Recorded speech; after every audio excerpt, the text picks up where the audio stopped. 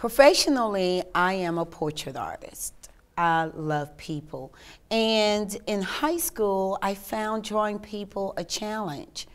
So because it was a challenge, I really worked hard at perfecting it. And so by perfecting it, I started looking at people.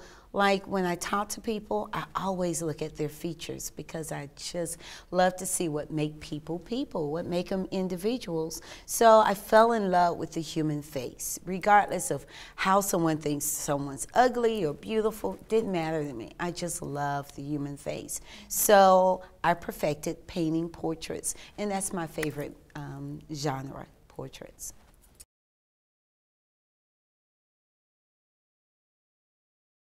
Art helps me think creatively, and I always question status quo, and I always question standards. And I think that's because the art in me encourages me or allows me to see things differently.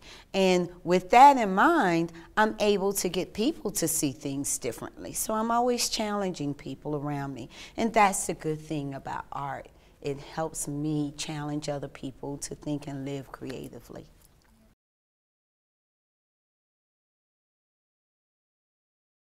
If STEM is important, and if we are to teach every kid about science and math and really concentrate on that, then where are the arts? And if we don't concentrate and focus on the arts in our community and in school, then where's our dance coming from?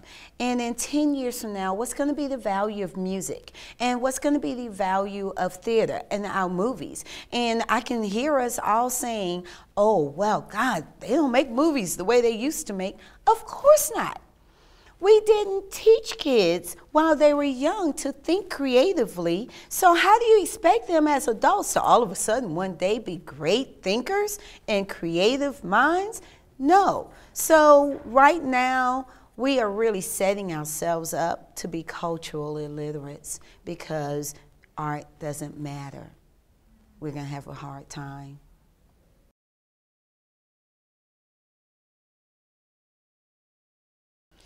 GAEA's mission means that as an artist, I am valued. As an educator, I am respected.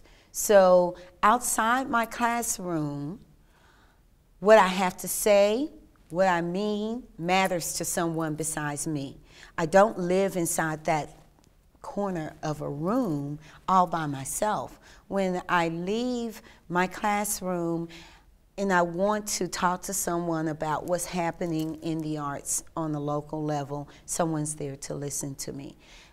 They provide a voice on a state level, on a local level. This is what's going on in our classrooms.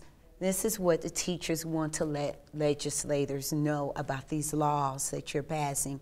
DOE, where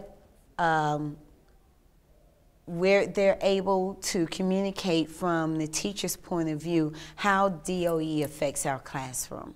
So their mission of making sure that the art is shared, that the arts are shared with everyone, and that the teachers have a voice is an important mission.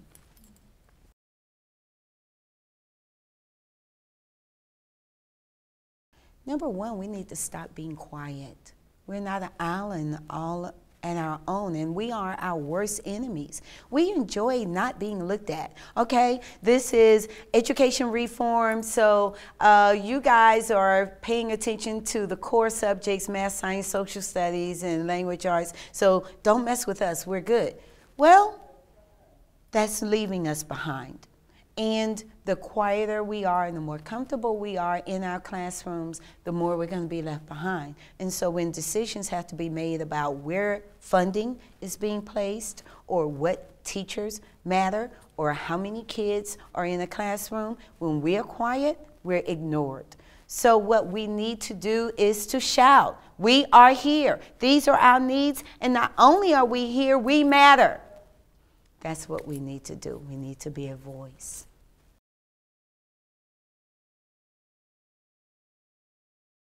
That is my forte. First of all, art is in every subject matter. As an art teacher, I teach my students U.S. history, physics, math, geometry. I go to those teachers and I say, I want to teach a geometry assignment using lines and segments. Give me your handouts. And in addition to you sharing your handouts with me, I want to share with you what we are doing. So when you see my students, you ask them, what did they learn about line segments? And they'll be able to tell you. That's the kind of communication and collaboration that can and must be done, not to validate art per se, but to make learning more essential and deeper for our children. That's where the rigor is. When I can share what I did in my class, one class, with what's going on in another class, all of a sudden there's a deeper understanding of why we're doing this. So when I talk about Egyptian art, world history person needs to talk about Egyptian art and why that's important in the discovery of the 1920 King Tut tomb. So there's a lot of integration that can be done and is being done.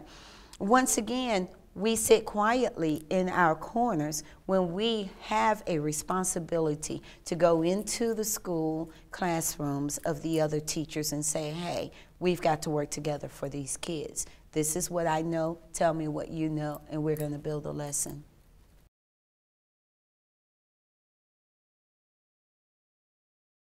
What is art?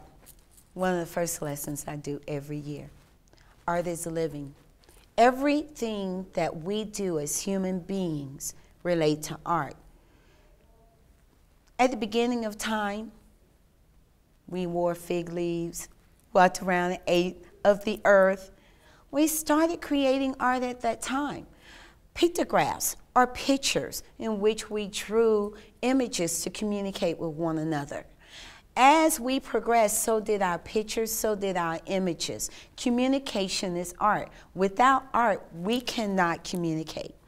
In addition to art being a tangible thing, such as clothes we wear, such as how we do our hair, such as the furniture and the buildings we live and work in, all of those things are art and they're tangible, but art is also our sense of creativity, our thinking, our different way of looking at things. Instead of someone telling me how to think about an image, my creativity, the art in me, allows me to figure out for myself how I see something. So how we think and how we see things individually and uniqueness is art all in itself.